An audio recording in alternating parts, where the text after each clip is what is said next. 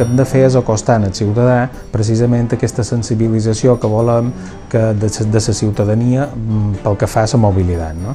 I per tant aquí s'han adherit a la Setmana de Mobilitat enguany 26 ajuntaments de totes les Illes Balears i aquests ajuntaments el que fan és sempre promoure aquest tipus de mobilitat diferent, aquesta aposta per la mobilitat que sigui més ecològica, més pensant en les persones, més sostenible, doncs fer-ho a través de tota una sèrie d'activitats. Cada poble fa activitats que van des d'una bicicletada, des de xerrades, des de jocs infantils, des d'excursions, des d'organitzar, per exemple, itineraris o rutes per poder fer el transport escolar sense necessitat d'haver de dur el cotxe, etc.